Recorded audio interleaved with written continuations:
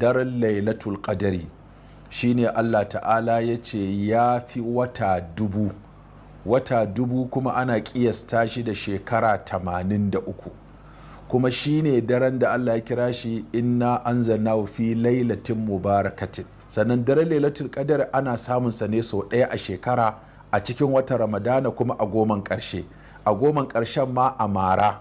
Abin da ake kira mara shine 21 ko 23 ko 25 ko 27 ko 29, amma an fi samun sa a 27, ma'ana daren 27, domin a wannan ka'idar dare yana riga rana zuwa. So an ce daren 27 ba ana nufin rana 27 ba, a rana 26 wanda za a wayi gari 27, to wannan shine daren 27. To a nan ake sa ran dacewa da daren lailatul qadari. Sannan na Aisha ta gaya mana annabi sallallahu alaihi wasallama yakan yi mahimman abubuwa guda 3 domin dacewa da wannan dare. Na farko, ai kaza ahlahu, yakan tashi iyalansa gaba ɗaya su masu zagi dantse. Na biyu, wa ahya lailahu, yakan raya dararen da ibada. Sannan na 3 kuma shine wa shadda mi'izarahu, yakan ɗaure gyautansa, ma'ana alamar kinaya ce ta nisantan iyali. Muka kalli waɗannan abubuwa guda 3 za mu ga cewa daren lailatul qadari idan Allah ya sa mutum ya dace da shi, to ya samu babban ribar da tafi ya yi ibada ko ya shagala da wani aiki na bautar Allah fiye da shekara 83 ko kuma fiye da wata 1000. Nana Aisha ta tambayi manzon Allah sallallahu alaihi wasallama ta ce, ya Rasulallah, idan Allah ya sa na dace da daren lailatul qadari, me kake ga zan roƙi Allah? Sai ce ki ce, Allahumma innaka afuwun tuhibbul afwa fa'fu anni.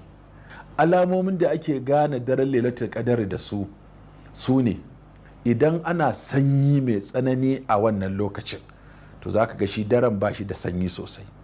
Idan ana tsananin zafi a wannan lokacin, to shi zaka ga bai da tsananin wato sanyi sosai, a tsaka-tsaki yake kasancewa. Sannan washe gari rana kamar karfe 8 in ka kalle ta zaka ga ta fito haka dau, alamar cewa babu wani alaman cincin zana a gefenta. Wannan alama ce ta cewa jiya daren lailatul qadr ya wuce.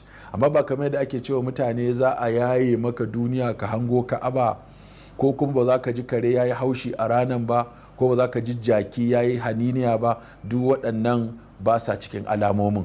Wannan ita ce alamar da ta tabbata daga bakin manzon Allah sallallahu alaihi wasallama. Ta wani ya ce, to malam kawai a gaya mana rana kaza ne mana.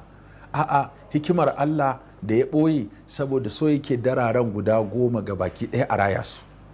Kuma in ka watakila daren da za ka tsallake yau, wata kuma kila shine daren lailatul qadar, to kaga ashe kenan hikimar in ka raya dararen nan guda 10 da ibada, to a ciki dai ɗayansu tabbas ɗaya lailatul qadari ne. So ba za a ce duka sai ka yi ta ka ƙi yin bacci gaba ɗaya ba, a'a, abinda ake so ka raba, kai bacci ka tashi kai sallah, kai bacci ka tashi kai sallah, ka huta ka tashi kai sallah.